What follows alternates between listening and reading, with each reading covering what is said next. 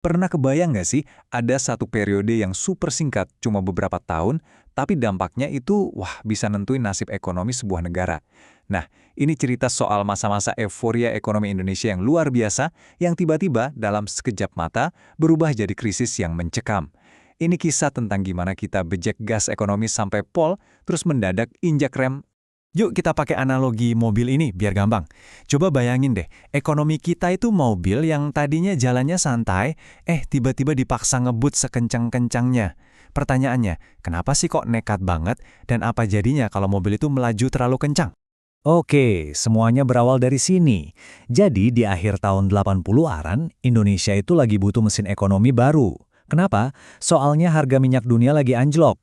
Nah, terinspirasi dari teori financial liberalization, pemerintah waktu itu ngelihat ada satu jawaban, sektor perbankan. Sebuah mesin baru yang kelihatannya menjanjikan banget. Inilah dia pemicunya, paket kebijakan 27 Oktober 1988, yang kita kenal sebagai Pakto 88. Tujuannya simpel dan jelas, bebaskan sektor keuangan, genjot ekspor di luar minyak dan gas, dan intinya buka keran uang selebar-lebarnya buat ngegas pertumbuhan. Dan waktu saya bilang buka keran, itu beneran loh, bukan kiasan. Aturan buat bikin bank itu dipangkas habis-habisan. Cuma modal 10 miliar rupiah yang buat para konglomerat zaman itu ya, receh lah. Siapa aja bisa punya bank sendiri. Ini bukan sekedar kebijakan, ini revolusi. Hasilnya, wah instan dan wow banget.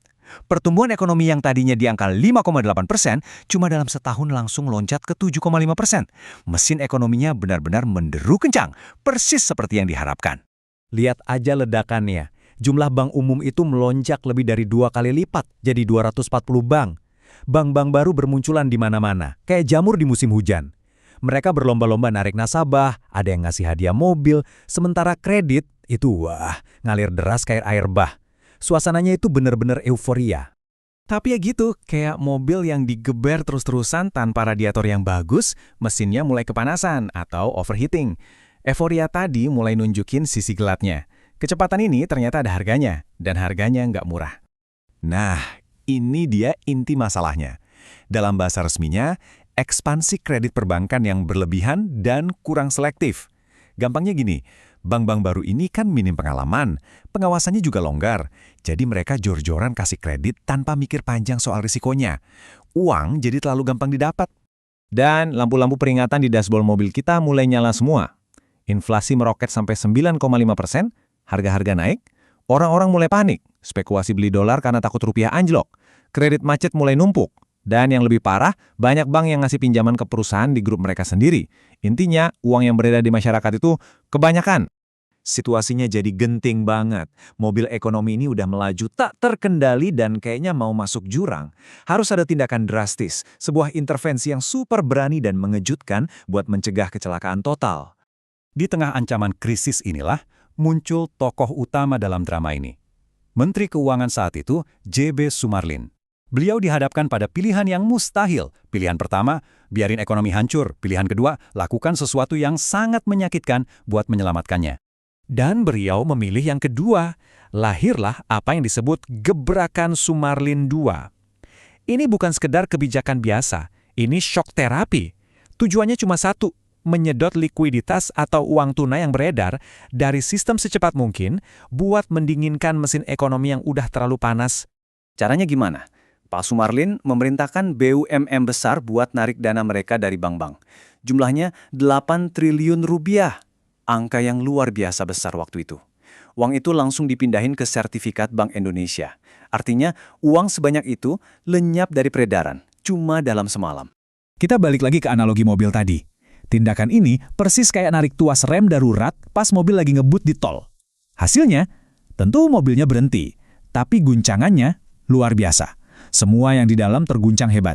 Ya, mobilnya memang nggak sampai masuk jurang, tapi semua penumpangnya terhempas.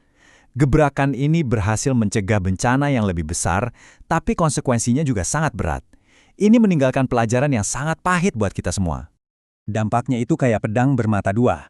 Di satu sisi, misinya sukses. Rupiah jadi stabil lagi, inflasi turun drastis, dan krisis yang lebih parah bisa dihindari. Tapi, di sisi lain, biayanya mahal banget. Bank-bank langsung kehabisan uang, suku bunga pinjaman meroket gila-gilaan, dan banyak bisnis yang akhirnya gulung tikar. Istilah yang populer saat itu buat menggambarkan situasinya adalah bank-bank dibiarkan sesak napas. Ini beneran, kayak orang yang kehabisan oksigen. Tiba-tiba mereka kehabisan likuiditas, nggak punya uang tunai buat operasional. Suku bunga pinjaman antar bank bahkan ada yang mencapai 40%. Mereka benar-benar megap-megap berjuang cuma untuk bertahan hidup. Jadi, kalau kita rangkum perjalanannya ya, mulai dari bejek gas di tahun 88, mesin panas di tahun 90, injak rem mendadak di tahun 91, sampai akhirnya guncangan hebat di tahun 92. Benar-benar sebuah perjalanan roller coaster ekonomi yang nggak terlupakan. Dan ini mungkin pelajaran terpentingnya. Walaupun gebrakan Sumarlin berhasil mencegah kehancuran jangka pendek, euforia Pak To 88 itu telanjur menciptakan sistem perbankan yang rapuh, sistem yang penuh kredit macet dan praktik nggak sehat. Ini kayak bom waktu yang terus berdetak, yang sayangnya akhirnya ikut meledak pas krisis moneter Asia menghantam kita di tahun 1997. Jadi, kita balik lagi ke pertanyaan awal. Apakah gebrakan Sumarlin itu sebuah penyelamatan yang heroik? Atau cuma sekedar menunda datangnya krisis yang ternyata jauh lebih besar? Sejarah mungkin sudah memberi jawabannya, tapi perdebatan soal langkah super berani ini rasanya masih terus bergema sampai sekarang.